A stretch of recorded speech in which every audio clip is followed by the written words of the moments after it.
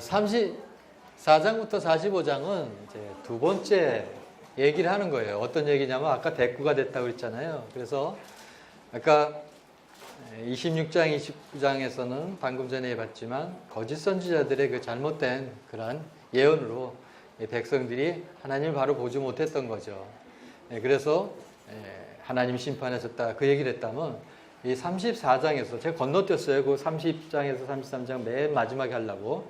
34장에서 45장 얘기는 유다의 심판 원인이 왕들의 잘못에 있다. 그 두 번째 얘기를 하는 겁니다. 심판의 원인이 두 가지였는데. 그래서 지금 이제 34장으로 건너뛰어 와 보세요. 자, 첫 번째 34장에 나온 시드기야 왕은 불순종에 대해서 얘기합니다. 하나님과의 그 계약 가운데 있었어요. 언약에 있었어요. 어떤 언약이냐면 유다 백성들은 유다 사람들 자기 동족들을 종으로 삼지 말라고 그랬던 거죠. 그랬다가 종으로 삼는다 할지라도 6년이 되고 그러면 7년째는 이제 돌려보내도록 그런 계약을 맺었어요. 그리고 원래 그것이 하나님의 언약에 있었고요. 근데 그렇게 하겠다고 그래놓고선 그거를 파기해버렸어요. 이행하지 않았어요. 변화했어요. 11절 한번 보세요. 34장 10절 보세요. 이 계약에 가담한 고관들과 모든 백성들이 각기 노비를 자유롭게 하고 다시는 종을 삼지 말라 함을 듣고 순복하여 종을 내보냈어요. 자기 동족이니까. 여기 9절에 보면 자기 동족은 삼지 못하게 한 것이 하나님의 법이었거든요. 그래서 내보냈다고요.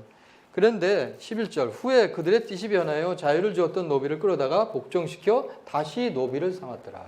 계약을 불이행한 거예요. 하나님 아까 나무 멍에 꺾으면 어떻게 하신다 했죠? 쇠멍에 주신다 했죠? 여러분 그런 표현이 또 나와요. 17절 한번 보세요. 그러므로 여호와께서 이와 같이 말씀하시니라. 너희가 나에게 순종하지 아니하고 각기 형제와 이웃에게 자유를 선포한 것을 실행하지 아니했으므로 자유를 빼앗은 거죠. 그래서 그 다음 표현이 아주 시적입니다. 내가 너희를 대적하여 칼과 전염병 기근에게 뭘 줘요? 자유를 주겠대요. 이게 시적인 표현이 무엇인지 알겠죠? 너 자유를 빼앗으니까 내가 칼과 기근과 전염병을 자유를 주니까 마음대로 그들을 어떻게 하죠? 심판하는 거죠. 여러분 하나님 그런 분이에요. 재밌어요. 이런 표현들이 아주 여러분들이 놓지 마셔야 될 분이에요. 자, 그것에 대해서 이제 말씀하시는 겁니다. 그리고 19절이 바로 계약에 대한 얘기예요. 송아지 두 조각 아까 말씀드렸잖아요. 계약 어기면 그 18절에 송아지 두 조각 냈잖아요. 그래야 그 사이를 지나가잖아요. 그와 같이 너희가 그렇게 지나가고 너희가 시체가 될 것이고 너희 시체를 짐승이 와서 뜯어먹겠다. 그런 얘기를 하는 겁니다. 자, 이런 얘기가 바로 34장에 있고요. 35장에 이 여야김 왕 시대 때 이때 내갑 자손은 자기 조상들의 말씀도조차도 준행해서 잘 지키는데 막상 예루살렘에 있는 하나님의 백성들조차는 하나님의 말씀조차도 지키지 않는 그런 불순종에 대해서 지금 말하고 있는 겁니다. 제가 매 장마다 주제되는 말씀으로만 요약해 놓은 거예요. 불순종입니다. 키워드가. 그래서 35장도 이스라엘 백성, 특별히 예루살렘의 백성들의 불순종에 대해서 말하고 있는 거고요. 대조적인 것으로 표현하고 있어요. 다음에 36장은 여호야김 왕에 대해서 얘기하는데 세상에 이런 왕도 있어요. 하나님의 말씀을 불태워버렸어요. 하나님의 말씀 읽어봐. 두루마리 읽어봐. 그때가 겨울이었어요. 겨울날에서 불을 쬐고 있었는데 4시 보고 읽어보라고 이리 갖고 와. 면도칼로 쫙 찍고서 꾸겨가지고 난로 부다 확 넣었어요. 또 한번 읽어볼래? 읽어봐. 쭉 읽고 이리 갖고 와. 그런 식으로 해서 여호와의 말씀을 다 두루마리에 불살라 그랬어요. 여러분 그랬더니 하나님은 어떻게 하시는 하나님이에요? 여러분 36장 32절 보실까요? 36장 32절이에요. 그렇게 불태우니까 이에 예레미야가 다른 두루마리를 가져다가 네리야의 아들 서기관 바룩에게 주매. 아까 바룩이 서기관이라고 했잖아요. 그가 유다의 여호야김 왕이 불사른 책에 모든 말을 예레미야가 전하는 대로 기록하고 또 어떻게 했다고요? 그 외에도 쇠몽예를 주시는 하나님 그 외에도 더 많이 주세요. 그 외에도 그 같은 말을 더 하였더라. 이 얘기가 이제 36장의 얘기입니다. 37장과 38장은 하나님의 말씀을 계속 전합니다. 예레미야가. 그런데도 그는 듣지 않아요. 여러분 왜 시드기야가 그렇게 하나님의 말씀을 가까이서 들었으면서 듣지 않았을까요? 여러분 시드기야에 대한 어떤 정체성의 문제가 있습니다. 왜요? 그는 그 당시 백성들이 이거 뭐 바벨론에 와서 세운 왕인데 이랬어요. 그리고 바벨론에 끌려간 그 포로들조차도 이건 토판에서 발견된 거예요. 그들 당시에 자기들의 왕은 시드기야라고 인정 안 했어요. 누구라고요? 여호야긴 왕. 여전히 같이 포로로 끌려간 여호야긴 왕을 그들의 주군으로 모셨다는 거예요. 그랬을 때 이 시드기야는 정체성에 문제가 있었던 거예요. 여러분 시드기야 내심의 진정 두려움이 뭔지 아세요? 38장 19절 한번 보세요. 그것이 여기 안에 나타나 있습니다. 38장 19절. 시드기야의 두려움이 뭔지. 시드기야 왕이 예레미야에게 이르되, 지금 보고 계세요? 19절. 예. 나는 갈대아인에게 항복하는 걸 두려워한다는 거예요. 왜 두려워하는 줄 아세요? 여기 1차, 2차, 3차 포로 끌려갔잖아요. 지금 이제 2차 포로까지 끌려갔어요. 그런데 항복한 유다인들을 두려워하나? 뭐예요? 포로로 끌려간 자기 동족을 두려워한다. 왜요? 내가 만약에 끌려가면은 갈대아인들이 나를 어디다 남겨요? 그들 손에 남기면 그들이 나를 조롱할까가 두렵다. 왜? 그들이 지금 인정하지 않고 있잖아요. 그러니까 그런 것이 현실로 나타날까, 그것이 두려운 거예요. 시드기야의 본 마음입니다. 이게 진짜 본 마음이에요. 그래서 시드기야가 듣지 않았습니다. 그래서 결국은 하나님께서 시드기야를 제일 많이 언급돼요. 시드기야가. 왜? 마지막 순간이었는데 그 촛불이 꺼져버렸거든요. 마지막 꺼지지 않을 수 있는데 그걸 놓쳐버린 거죠. 자, 이제 39장. 39장은 에워쌌습니다. 9년부터 11년까지 에워쌌어요. 모두 3년 동안 에워쌌는데 달수로 하면 18개월 동안, 정확하게 하면 18개월 동안 에워쌌어요. 그래서 결국은 난공불락의 예루살렘 성까지도 함락이 됐습니다. 함락이 돼가지고 어떻게 됐습니까? 여러분 6절에 보세요. 제가 그냥 말씀으로 드렸는데 6절 보시면 바벨론 왕이 림나에서 시드기야의 눈 앞에서 그의 아들들을 죽였고, 왕이 또 유다의 모든 귀족들을 죽였고, 그렇게 다 보게 한 다음에 왕이 또 시드기야의 눈을 빼게 하고 바벨론으로 옮기려고 사슬로 결박하였더라. 여러분 이게 최후의 모습입니다. 당시에 왜 적군의 왕을 잡으면 눈을 빼버렸을까요? 당시의 전쟁 수법이에요. 다시는 반역하지 못하게 해서 그 왕의 눈을 빼버리는 거예요. 그 장군의 눈을 빼버리는 겁니다. 그 모습이에요, 지금. 이게. 그 당시에 그런 행태가 있었던 거예요. 자, 이것이 바로 39장의 마지막 모습인데, 이 놀라운 사건에 다 끌려가고 있었어요. 끌려가고 있었는데, 여러분, 여기를 보세요. 누구도 끌려갔어요? 예레미야도 끌려가고 있었습니다. 근데 11절 보세요. 바벨론의 느부갓네살 왕이 예레미야에게 대하여 사령관 느부사라덴에게 명령하여 이르되, 누구냐면 예레미야입니다. 감옥들에 갇혀 있었잖아요. 그러다가 이제 다 함락된 다음에 같이 또 포로로 끌려가고 있었는데, 그를 데려다가 선대하고 해하지 말라. 응? 그가 내게 말하는 대로 다 행하라. 그래가지고 어떻게 했어요? 14절에 사람을 보내어 예레미야를 감옥들에서 데리고 사반의 손자 아이감의 아들 그다랴가 그 당시 이 바벨론이 세운 유다의 총독이었습니다. 그다랴에게 넘겨서 제일 안전하겠죠. 그를 집에로 데려가게 하며 그가 백성들 가운데 살리라. 뭐 했어요? 구원받았습니다. 구원받았어요. 그뿐만 아니라 15절부터는 또 하나의 구원을 얘기합니다. 지금 하나님의 구속사에서의 구원을 얘기해요. 그래서 15절에 보니까 또 한 사람을 얘기합니다. 누굽니까? 이 16절에 에벤멜렉을 얘기해요. 이 에벤멜렉은 어떤 사람이었어요? 예레미야가 구덩이에 빠져 있을 때, 죽을 수밖에 없을 때 그를 옷 같은 걸 막 이렇게 해가지고 끈을 만들어서 예레미야를 구덩이에서 끌어내준 사람이에요. 예? 시드기야 내시였는데. 그래서 그 모습을 보고 하나님이 그에게 구원을 약속하십니다. 17절에 보세요. 여호와의 말씀이라 내가 그날에 너를 구원하리니 근데 이 예언이 말이에요. 어느 때인가 보세요. 어느 때 예언했던 건가? 응? 내가 너를 구원하리니 내가 그 두려워하는 사람들의 손에 넘겨지지 아니하리니 내가 반드시 너를 구원할 것인지 내가 칼에 죽지 아니하고 내가 노략물같이 마치 전쟁이 일어나면 전리품을 거두는 것처럼 네 생명이 전리품 것처럼 거둔다는 것은 목숨이 살 거란 얘기예요. 내 목숨을 얻을 것이니 그 이유를 얘기합니다. 너가 왜 구원받는 줄 아냐? 이는 내가 나를 믿었습니다. 이 나를 믿었던 행동이 뭡니까?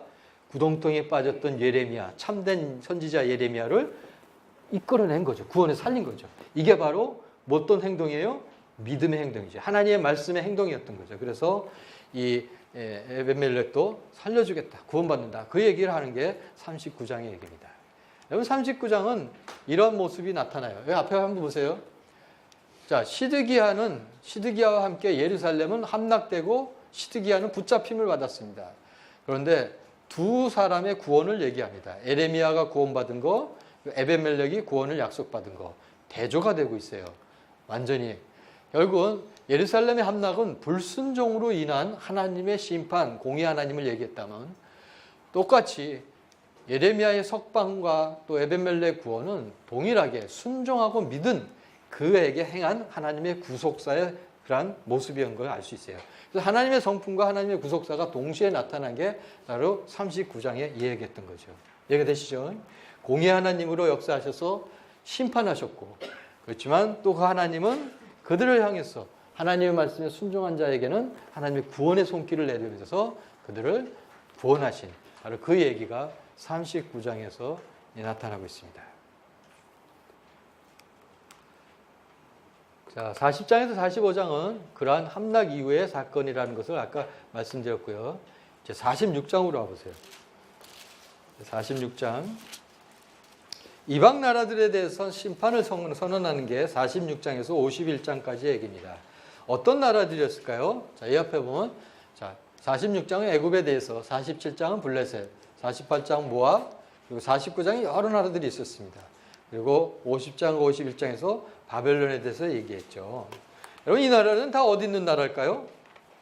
예, 바로 유다의 인접한 이웃 나라들이었습니다. 가까이 있었던 나라들입니다. 그럼 하나님께서 이들에게 이러한 심판을 선언한 것은 왜 그랬을까요? 이들이 유다에 영향을 줬던 겁니다. 어떤 영향? 그렇게 우상 숭배하는 영향을 줬어요. 그렇죠? 하나님을 떠나게 하는 영향을 줬어요. 또한 이들은 또 유다를 또한 침공하기도 했었습니다. 그렇죠? 유다를 침공하기도 했던 그런 나라들이에요. 그래서 하나님께서 그것까지도 공의로 심판하신다는 거예요. 그러면 이걸 통해서 말씀하시는 그 메시지는 뭘까요? 원독자들에게. 하나님이 왕이시라는 거예요. 바벨론도 왕이 아니에요. 세상을 다스리는 나라가 아니라는 거예요. 하나님의 주권을 보여주는 것입니다. 하나님이 온 나라를 다스리는 참된 주권자이시다라는 것을 말하고 있습니다. 여호와의 주권을 나타내는 거예요. 하나님 성품에서. 여러분 이것을 정리해 봤어요. 그때 회복을 약속한 나라들이 있어요. 이렇게 심판도 하지만 그 나라들 회복을 약속하신 나라들이 있었어요. 회복의 약속이 아예 없는 나라가 있어요. 그런 나라 중에 하나가 바로 바벨론이었습니다. 보복하시겠다고 아주 이렇게 확신적으로 얘기하신 말씀이 있어요. 바벨론과 애굽에 있어요. 거기도 바벨론이 들어갑니다. 그리고 반드시 심판하시겠다는 나라에도 바벨론이 들어갑니다. 그래서 하나님께서 반드시 바벨론을 심판하신다는 그 말씀은 원독자들에게 어떤 얘기가 있을까요? 그 말씀대로 성취되겠구나. 그래서 그들이 다시 돌아올 수가 있게 되거든요. 바벨론이 심판받은 바벨론이 멸망될 때 그들은 풀어지게 되잖아요. 그것에 대해서 확신하게 되는 그러한 또한 말씀이기도 했던 겁니다. 자, 이렇게 해서 이제 51장까지 우리가 말씀을 보겠고요. 이제 남은 이제 회복의 책을 보겠습니다. 이제까지가 우리가 심판의 책이라면 몇 장으로 오시면 되죠? 예? 예, 30장으로 오시면 돼요. 30장. 30장에서 33장을 잠깐 보도록 하겠습니다.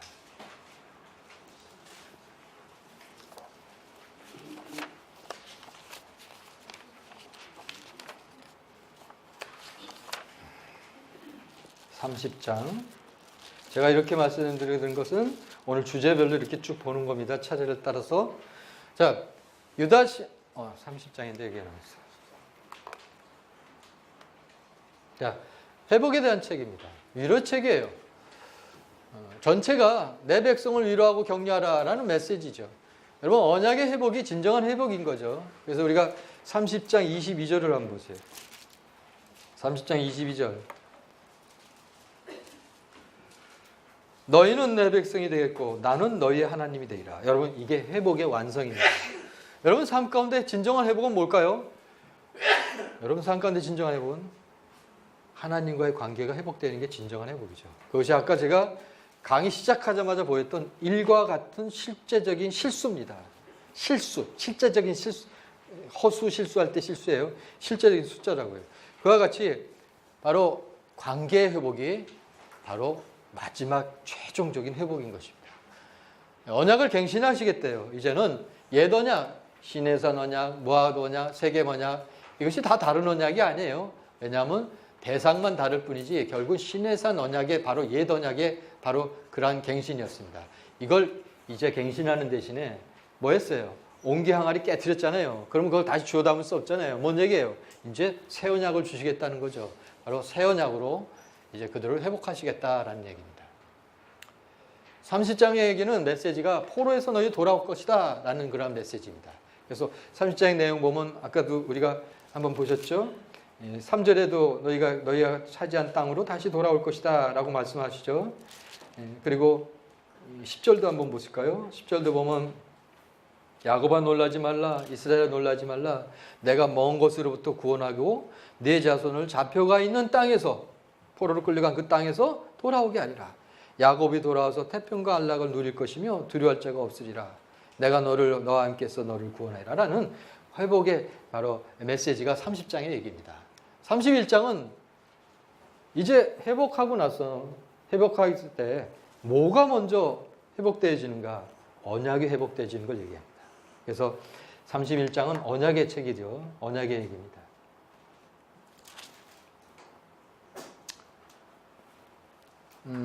31장 31절 우리가 아까 거기서도 봤죠. 그 말씀입니다.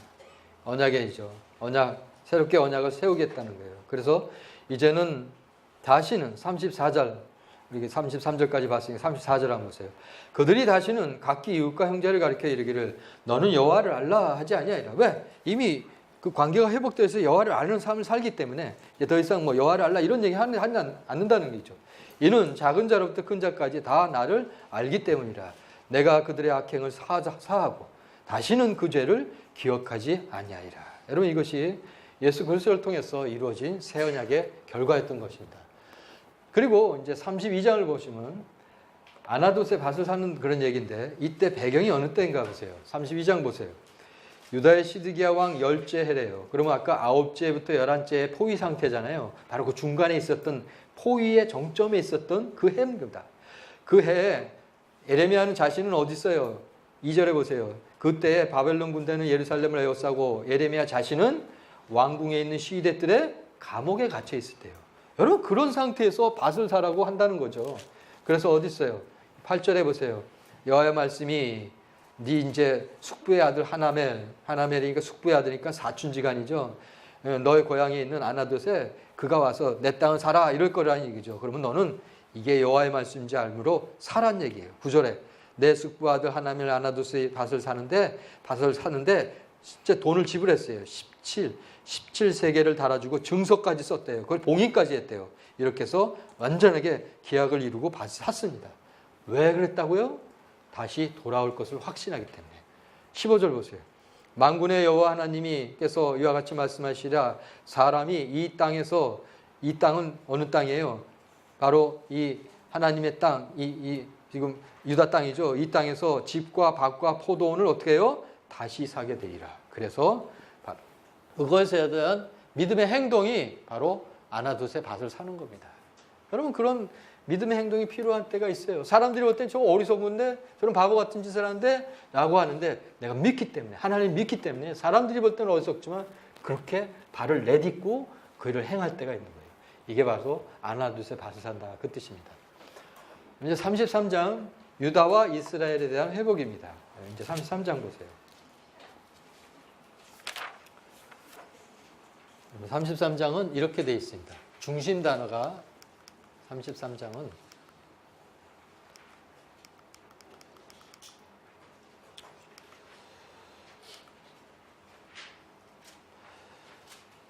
크게 이제 1절에서 9절 이렇게 나누어 볼 수 있는데 1절에서 9절까지는 약속하고 있어요. 어떤 약속이냐면 성읍에 대해서 여러분 그들의 정체성이 뭐라고 했어요? 성읍과 성전이라고 했잖아요. 성읍에 대해서 약속하십니다. 성읍에 대해서. 9절을 한번 보실까요? 6절입니다. 6절. 그러나 보라 내가 이 성읍을 치료하며 고쳐 낫게 하고 평안과 진실이 풍성함을 그들에게 나타낼 것이며 하나님께서 예루살렘 성을 다시 회복시키겠다 그 말을 해요. 그리고 7절에 내가 유다의 포로와 이스라엘 포로를 돌아오게 할 것이며 그들을 처음과 같이 세울 것이며 라고 말합니다. 그래서 한 부분을 얘기해요. 성읍, 예루살렘 성을 다시 회복시킬 것에 대해 얘기하죠. 그리고 포로에서 다시 돌아올 것을 약속하는 그 말씀입니다. 이어서 10절에서 16절은 소망으로 격려하는 말씀을 해주세요. 10절에서 16절. 누굴 통해서요? 의로운 왕을 그들에게 보냄으로 인해서. 의로운 양 얘기가 아까 23장에서도 있었잖아요. 그와 같이 여기서도 그 말씀을 합니다. 23장 5절과 6절에서 했던 그 말씀을 여기서도 해요. 그래서 10절부터 보세요. 내가 여호와께서 이와 같이 말씀하시니라 하면서 말씀하시면서 쭉 보시면은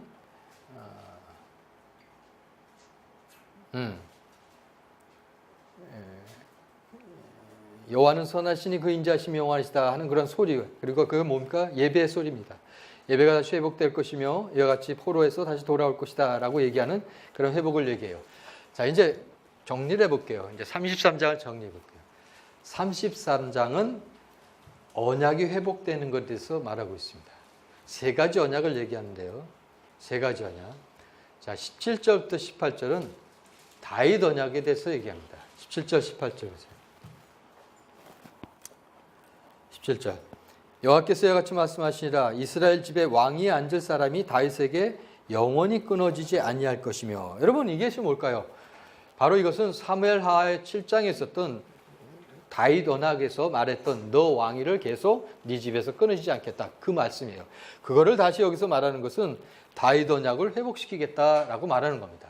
다시 말하면 다윗 언약이 회복된다는 건 뭘 얘기할까요? 다윗의 왕권을 회복하시겠다, 그걸 말하는 거예요. 자, 첫 번째. 두 번째는 이어서 계속 볼게요. 내 앞에서 번제를 드리며 소제를 사르며 다른 제사장을 항상 드릴 레위 사람 제사장들도 끊어지지 아니하리니. 여러분, 제사장직이 파괴됐죠. 지금 성전이 없어지면서 이제 제사장들도 다 끌려갔잖아요. 그렇잖아요.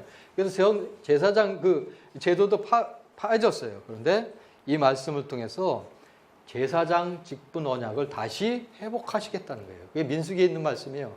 이제 아론의 자손을 통해서 아론의 아들들이 제사장 되는 거 아시죠?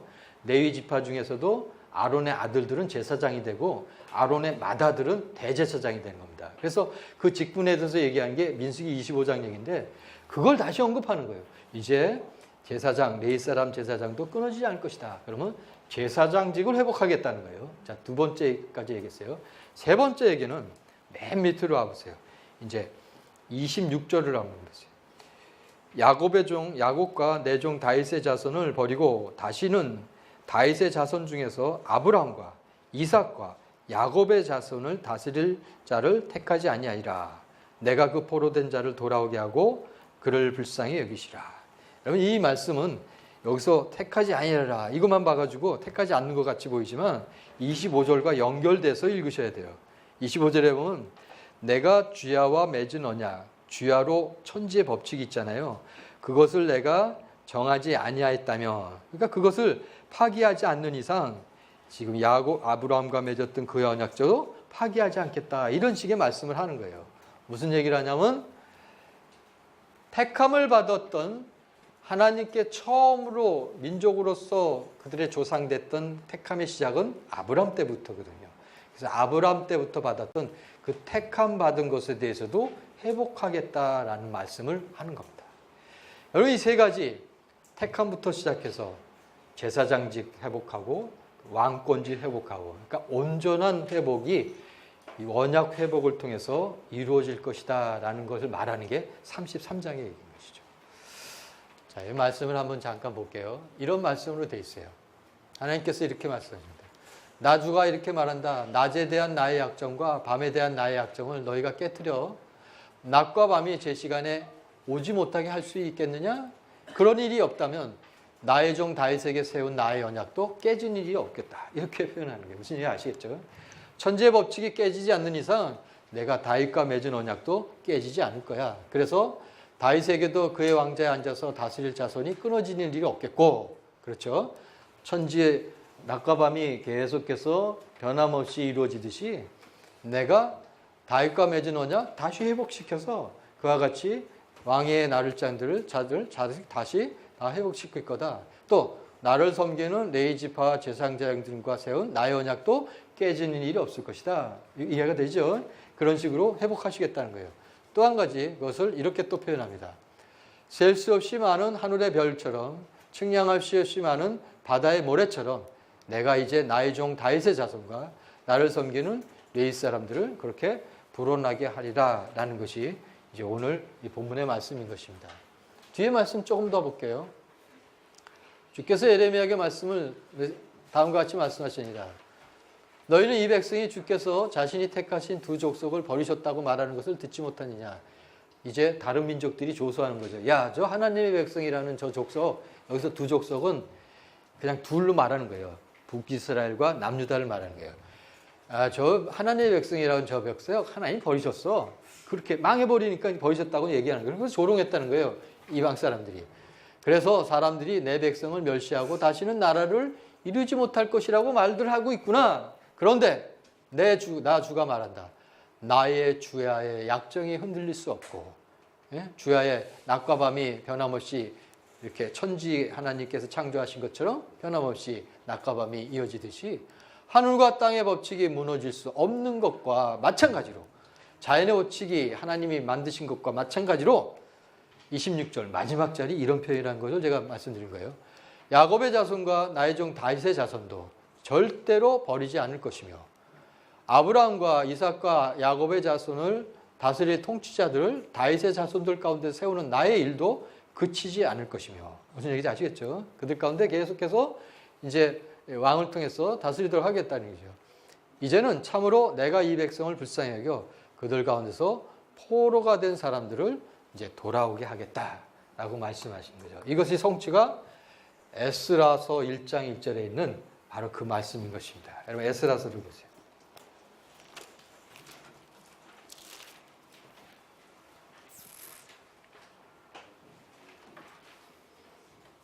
에스라서 1장 1절.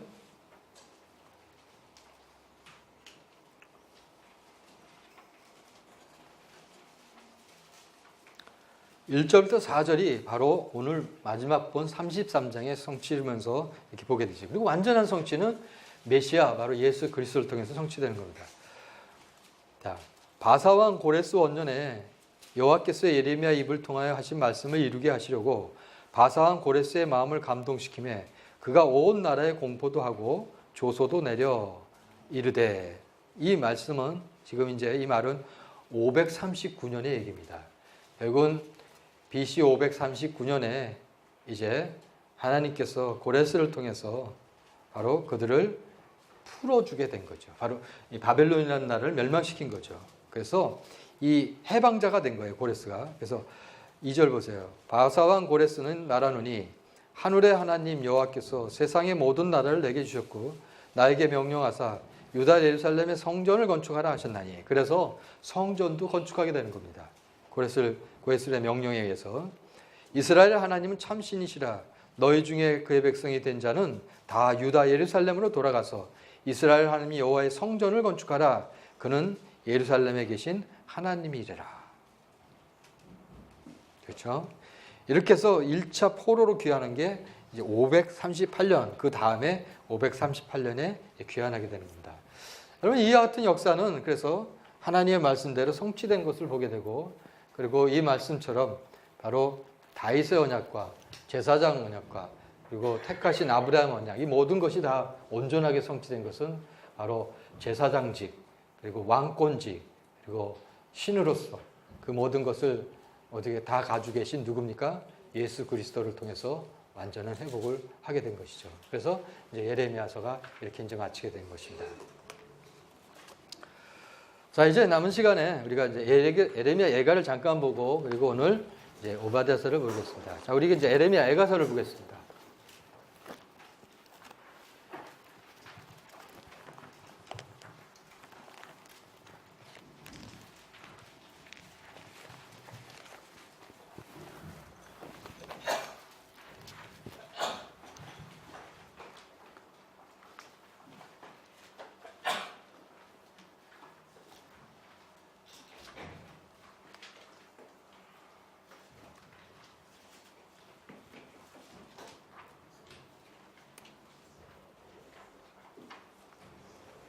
자, 예레미야 예가서입니다.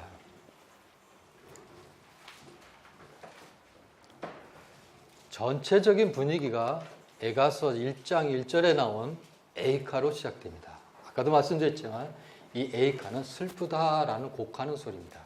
우리가 예레미야를 쭉 52장까지 보면서 바로 그 현장을 놓고 한 단어로 표현한 부분이 바로 에이카였던 것입니다. 에가 또는 예레미야 에가로 불리는 이 책은 히브리어 이름으로는 에이카, 바로 어찌할까, 어찌하지 바로 동동 구르는 그 모습입니다. 바로 불리는 이 에이카로 불립니다. 이 책 이름이. 이 단어는 주로 장송곡에서 사용되는 전문적인 표현인 것이죠. 아까 우리식으로 표현한 게 바로 에이고인데, 아이고. 그래서 에가는 바로 이 첫 단어에서 시작하는 그러한 그 단어를 통해서 책의 어떠한 성량을 전체적으로 암시해주고 있었던 거죠.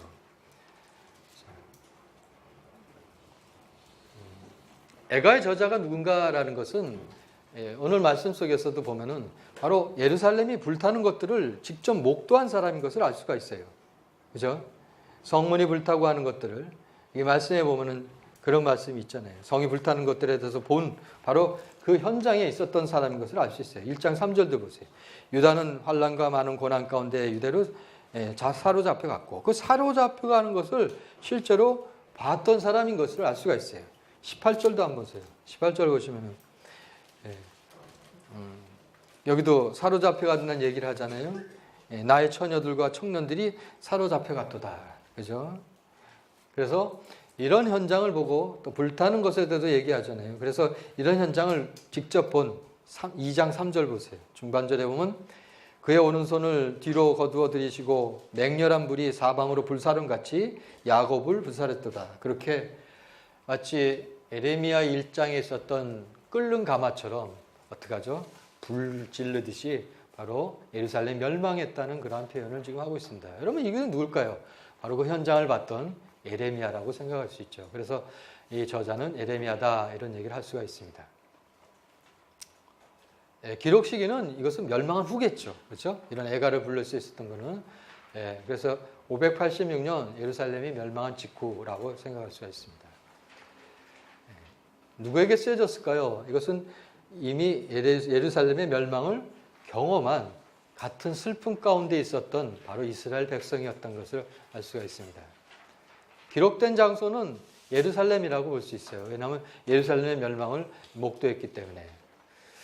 이 예레미야 에가는요, 이 아크로스틱이라는 그런 전문 용어 쓰는데 유의시로 되어 있습니다. 이건 어떤 뜻이냐면, 말이 우리 단어 읽기 하잖아요. 그런 식으로 1000마디를 가지고 시작하는 거예요. 매 절마다. 그 얘기는 뭐냐면, 히브리어는 22자의 알파벳으로 되어 있어요. A, B, C, D, E, D. 이렇게 해가지고 E, F, G 이렇게 해가지고 이제 히브리어로 하면 알렙, 베이트, 김멜, 달레 이런 식으로 되어 있어요.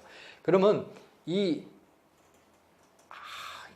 1절은 알렙으로 시작되는 거예요. 그 여러분 1장을 보시면 1장이 모두 몇 절로 되어 있어요?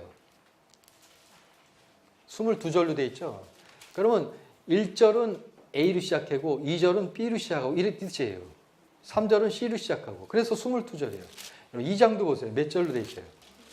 22장. 이것도 마찬가지로 A, B, C, D 차례대로 해가지고 22자 첫 자를 가지고 쓴 겁니다. 근데 3장은 몇 절로 되어 있어요? 그러면 어떻게 쓴 걸까요? 3번씩 반복한 거예요. A, A, A, B, B, B, C, C, C. 그렇죠? 그렇게 된 겁니다. 여러분 시편 119편 잠깐 생각해 보세요. 몇 절로 되어 있어요? 176절로 되어 있어요.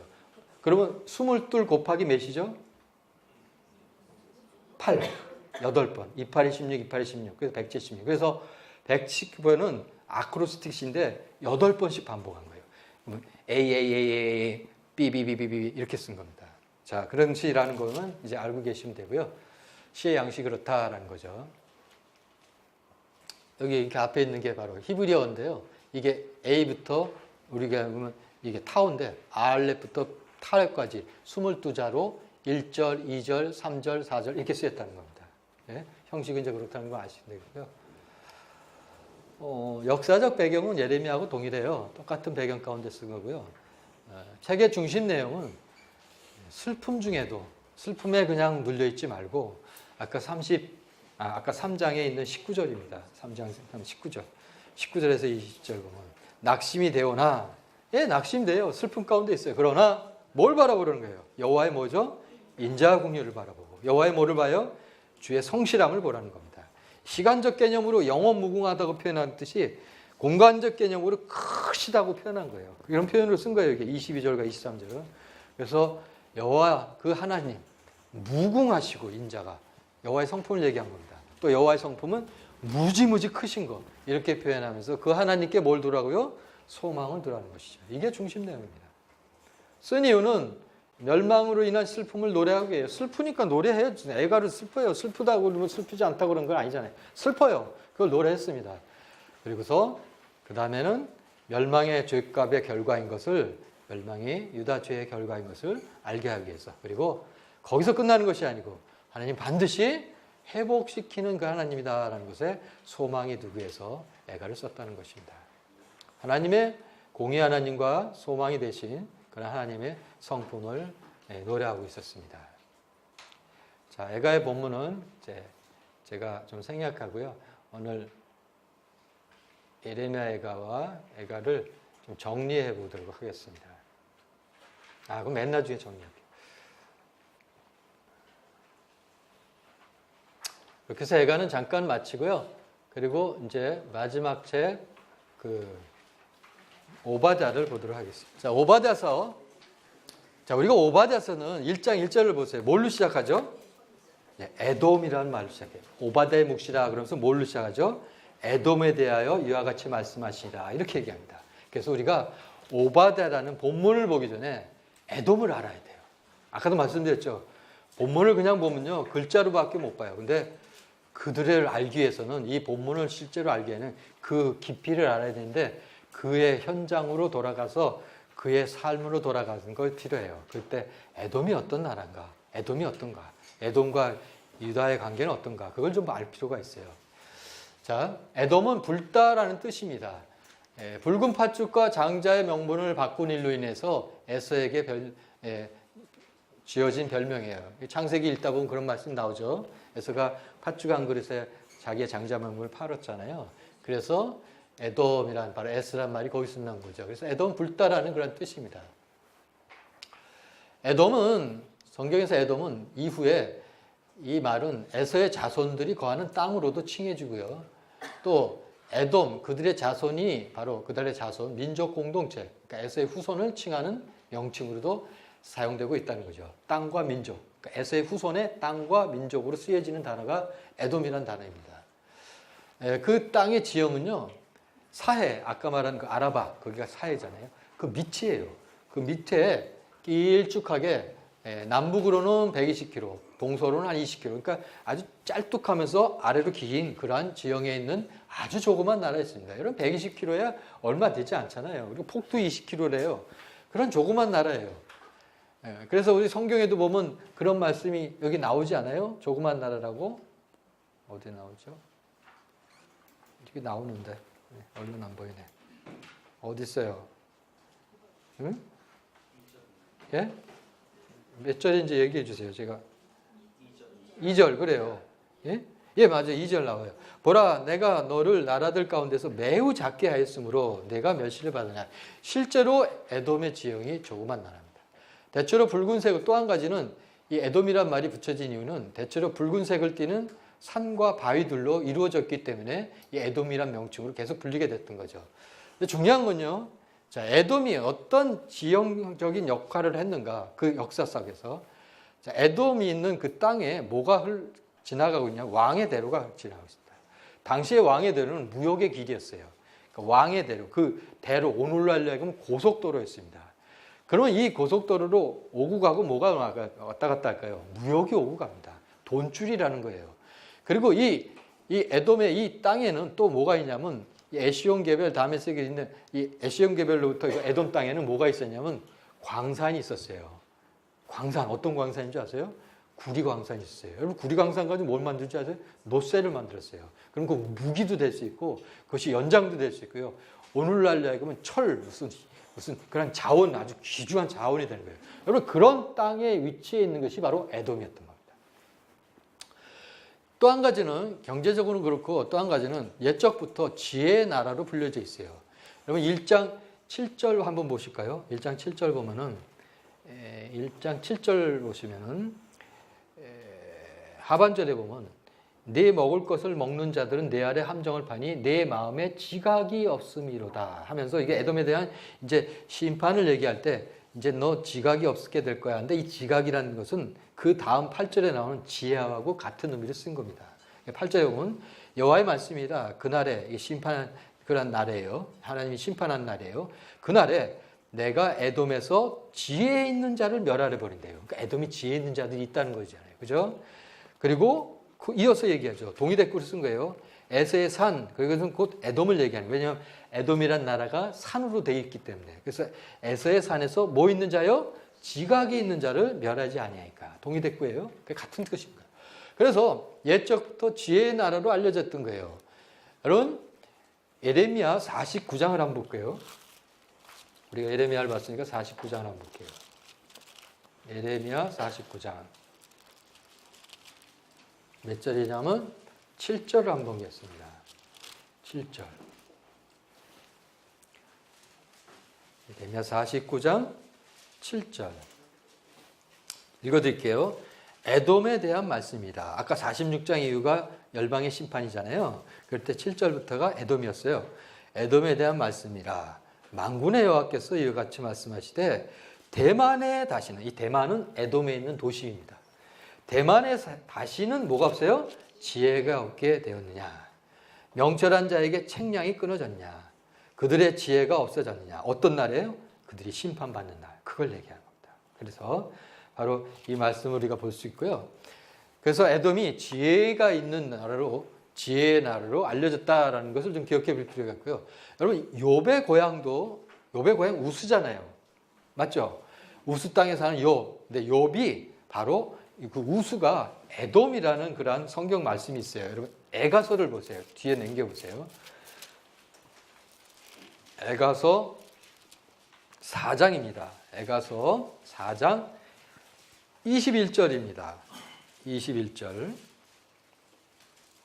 뭐라고 나옵니까? 예, 우스 땅에 사는 딸 에돔아. 이건 의인화한 거죠. 에돔은 에돔 나라를 이렇게 의인화해서 쓴 건데 우스 땅에 사는 에돔이라고 얘기해요. 그래서 우스 땅과 에돔을 같이 이렇게 보기도 합니다. 그리고 또 하나 얘기는 욥의 친구가 나오는데 엘리바스라는 친구가 제일 먼저 나오죠. 그 엘리바스가 어디서 왔어요? 에돔에서 왔어요. 그래서 바로 에돔이란 나라의 그러한 지형과 또 이러한 경제적으로 부흥할 수 있는 그러한 위치에 있다는 것과 지혜의 나라는 것을 아시고 우리가 에돔이란 그런 오바데서를 봤으면 좋겠어요. 자, 에돔의 위치를 한번 보겠습니다. 여기가 시내반도고요. 여기가 가나안 땅입니다. 여기가 이제 팔레스타인이라는 거죠. 여기 유대 땅이잖아요. 여기가 예루살렘입니다. 여기가 사해예요. 사해. 아까 아라바해라는 겁니다. 그럼 아라바해 사해 바로 밑에 땅 길쭉하게 어디까지요? 여기 에시안 계배인데 여기로 가면 이제 대해로 연결되는 거죠. 아라비아 해로. 요 사이에 요 땅을 에돔이라는 거예요. 보셨죠? 저 땅 에돔. 에시안 계배까지. 요 땅이 바로 에돔이라는 곳입니다. 여기 딘다. 요 부분과 분원 요런 데가 바로 광산이었습니다. 구리광산 지역이었어요. 좀 더 한번 볼게요. 지도를 확대해서 보면 여기가 이제 아카바 마누르 때는 에시온 계별입니다. 여기가 사해입니다. 요 사이의 땅이 에돔이라는 땅인 것입니다. 어디하고 경계냐면 모압하고 경계예요. 그 모압하고 경계된 그 강 이름이 세덱강이라는 강이 나옵니다. 요 사이의 땅이라고 기억하시면 되고요. 요 보라색으로 이렇게 된 게 이제 왕의 대로인데 이렇게 올라가는 거예요. 그래서 어디까지 하면 저 위에 다메섹까지 올라가는 겁니다. 그러면 이 길은 뭘로 통할까요? 이 바다하고 통하면서 육지로 연결해가지고 저 북쪽까지 연결하는 아주 귀중한 무역로가 되는 거죠. 그리고 이 도로의 또 좌우에는 뭐가 있냐면 이런 광산이 있었던 거예요. 구리광산. 딥리와 이 분원에는 구리광산으로 가져온 그런 경제적 부흥을 줄 수 있는 자원이 있는 광산이 있었던 거예요. 그러니까 이 땅이 전쟁터가 될 수가 있는 거예요. 서로 빼앗으려고 그런 거죠. 그죠? 그런 땅이 됐습니다.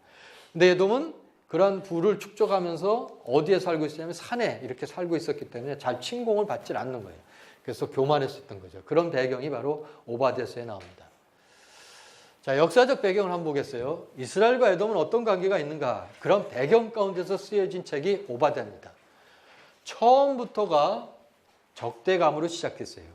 아시죠?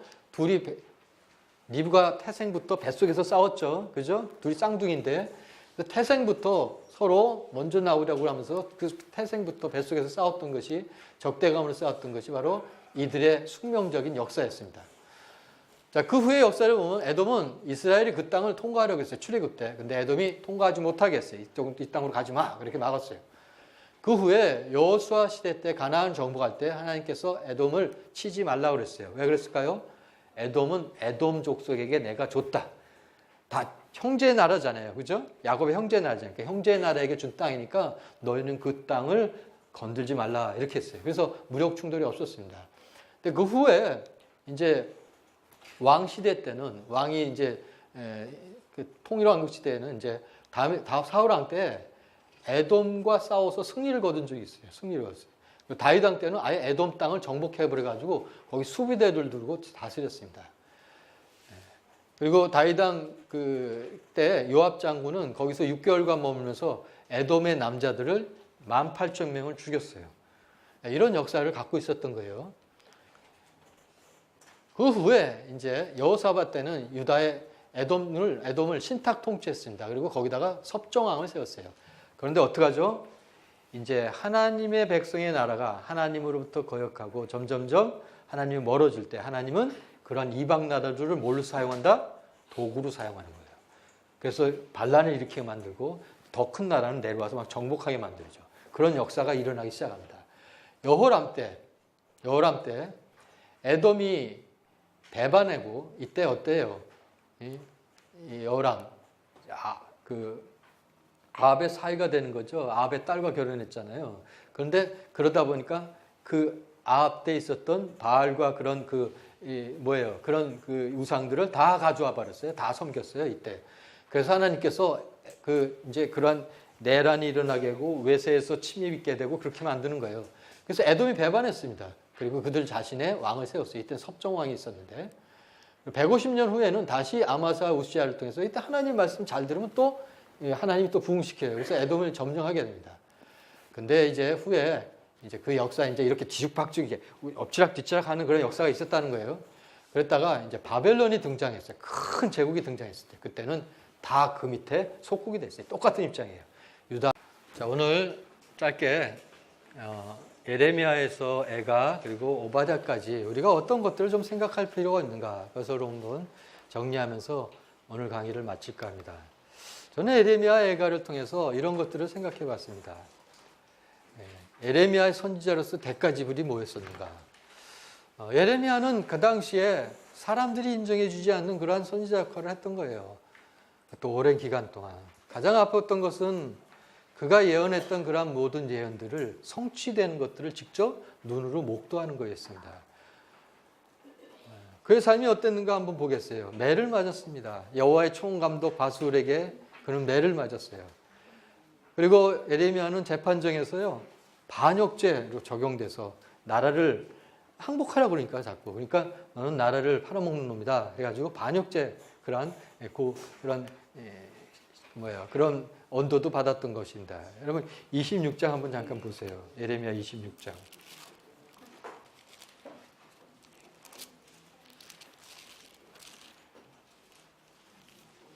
예레미야 26장이 바로 그런 얘기죠. 하나님을 향해 하나님의 말씀을 전했지만 그들은 어떻게 했죠? 너가 죽는 것이 마땅하다 그러면서 말하고 있죠. 8절에 보면 제사장들과 선지자 모든 백성이 그를 붙잡아 내가 반드시 죽어야 하리라. 그런 말로 이제 예레미야에 대해서 얘기하는 이러한 반역죄 그러한 언도를 받게 됩니다. 실제로 예레미야는 죽음의 음모 가운데 많이 있게 된 것을 볼 수가 있어요. 여러분 11장을 한번 보세요. 11장.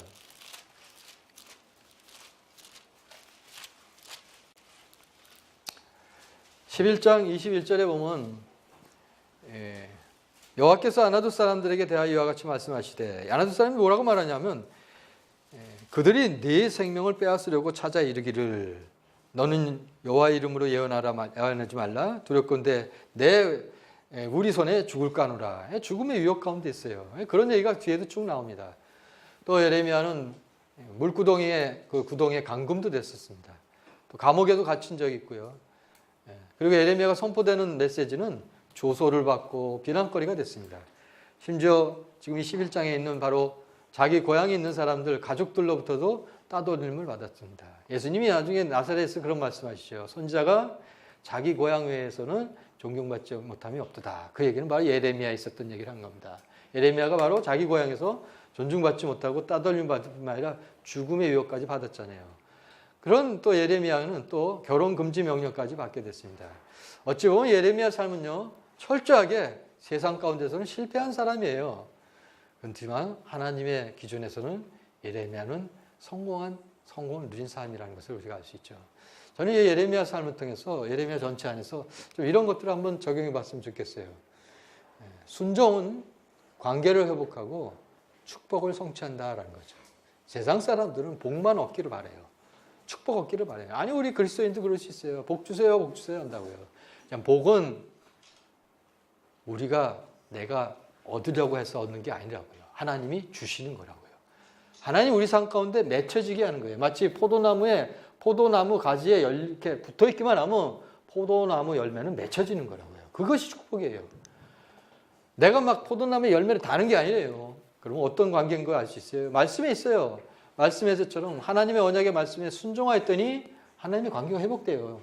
하나님의 관계가 회복됐을 때는 하나님이 약속하신 축복을 그들의 삶 가운데 열매로 맺혀지게 하신 거죠.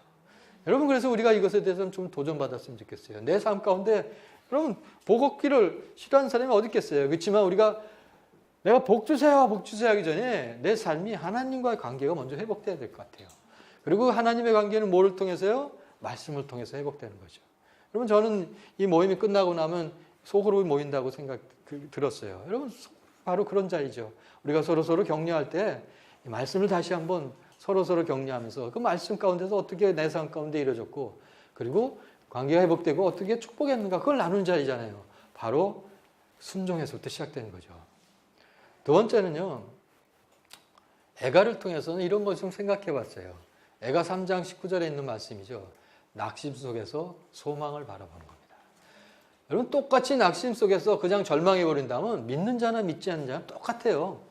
근데 믿지 않는 자와 믿는 자의 차이점은요, 그 낙심 가운데, 그러한 상황 가운데도 불구하고 언덕 너머를 볼 줄 아는 자입니다. 마치 예루살렘 그런 패망 가운데도 하나님의 진정한 마음은 패망이 아니라 뭐죠? 그들을 회복시키는 거잖아요. 그러면 아직 돌아오지 않았어요. 70년이. 그것까지 바라보게 하는 거잖아요. 여러분, 그런 바라봄이 우리의 삶 가운데 좀 필요하다고 생각합니다. 그게 좀 믿음이라고 생각해요. 그것이 곧 아나두세 밭을 사는 겁니다. 여러분, 그렇게 믿음으로 아나두세 밭을 사는 저와 여러분 삶이 되길 바랍니다. 여러분, 이것이 오늘 또한 에가서를 통해서 상황반을 보는 것이 아니라 그 상황 가운데 역사하시는 하나님의 성품을 바라보는 것. 여러분, 그런 자리가 좀 되길 바라고요. 마지막으로 이 말씀 좀 드리고 싶어요. 선지자적인 삶입니다. 예레미야는 자기의 대가를 지불하면서 선지자의 길을 걸었어요. 당시 세상 사람들은요, 인정하지 않았어요. 그렇지만 예레미야는 꾸준히 하나님의 말씀을 그래도 뻔히 알지도 모르겠어요. 내가 오늘 5km를 걸어서 예루살렘 가면 똑같이 그럴 거야 라는 것을 알면도 불구하고 그는 묵묵히 가서 말씀을 전했습니다. 심지어 이 나라가 패망될 것이다. 이 나라가 함락될 것이다. 그런 말씀까지 전했어요. 싫어하죠. 그들도 싫어하죠. 왜? 같은 백성 입장에서 그런 말 하는 게 좋겠어요. 그렇지만 예레미야는 하나님의 선지자이기 때문에 하나님이 주신 그 말씀을 전했습니다. 그건 어떤 삶일까요? 바로 선지자적인 삶이죠. 오늘 우리의 삶이 좀 하나님의 뜻을, 하나님의 말씀을 우리의 삶 가운데 나타내고 증거하는 삶이 되기를 원합니다. 세상 사람들이 인정하지 않을지 모르겠어요. 세상 사람들은 그 인정하지 않는 사역인지 모르겠다고요. 그렇지만 하나님이 인정하시는, 그래서 정말로 너가 성공했다라는 그러한 말씀을 좀 들었으면 좋겠습니다. 오바댜서를 통해서는 이 한 장을 통해서 좀 전하고 싶습니다. 여호와의 주권을 인정하는 삶이죠. 여러분, 원수 갚는 것은 내가 할 일이 아니라는 것입니다. 여러분, 이 대표적인 사람이 바로 다윗이었어요. 다윗은 12번 도망 다녔어요. 여러분, 집을 12번 이사 다녀도 서러운 거예요. 저도 전세 살아봤어요. 12번 전세살이 하는 것도 서러운 거예요. 근데 그는 목숨을 위해서 12번 도망 다녔어요. 누구예요? 다른 사람도 아니고 장인어른에 의해서. 그게 있을 수 있는 일이에요. 근데 성경은 그렇게 증거하고 있어요. 바로 장인어른 사울에 의해서 이 다윗은요, 12번 도망 다녔다고. 그렇지만 2번의 기회가 있었습니다. 그 2번의 기회에 그 부하들이 죽이려 갈 때 아니다. 이것은 우리가 할 일이 아니라고 얘기해요. 누가 할 일이에요? 여호와의 기름 부은 자라고 얘기하잖아요. 그럼 하나님이 기름 부으셨기 때문에 하나님이 행하실 거라는 얘기죠. 하나님 손에 맡겨드린 겁니다. 무슨 말일까요? 하나님만이 심판자이다는 거예요. 여러분 우리 삶 가운데 얼마나 심판만이에요? 그냥 단순한 얘기 드릴까요? 여러분 운전하면서 많이 심판하죠? 네. 많이 다 운전해 보셨네요. 그냥 뭐 바로 그냥 심판이 나오죠. 그냥 정죄하죠. 저기다 차를 세우면 어떻게 해요? 그러면서 막 야단치잖아요. 우리는 심판에 너무 익숙합니다. 이건 그냥 단순한 우리 삶 속에서 얘기한 거지만 여러분 깊이 있게 한번 생각해 보세요. 우리가 참 많은 부분 심판합니다. 근데 우린 심판자가 아니라는 거죠. 여러분 영화 그런 좋은 영화가 있죠. 오두막이라는 영화 있죠. 한번 보세요 나중에 오두막이라는 영화. 심판은 지혜의 영, 하나님만이 심판자이라는 걸 여기 얘기하고 있죠. 여러분 고통과 고난 가운데 여러분 억울해요, 원통해요, 뒤통수를 맞은 것 같아요, 막 속에서 불이 나요, 잠을 못 자겠어요. 여러분 근데 그것으로부터 이길 수 있는 단 한 가지 방법이 있습니다. 바로 이 선포입니다. 여호와는 선하시다. 여러분 이 말씀 기억하세요. 여호와는 선하시다. 여러분 이것이 이 고백이 그 모든 것을 다 이겨내게 합니다. 여러분 이 모든 것을 인정하는 삶이 곧 여호와의 주권을 인정하는 삶이죠. 저와 여러분의 모든 삶이 여호와의 주권을 인정하는 삶이 되기를 축복합니다. 여러분 한 말씀만 보고 오늘 강의 마치겠어요. 사무엘상 모든 역사서의 바로 키워드라고 볼 수 있습니다. 사무엘상 2장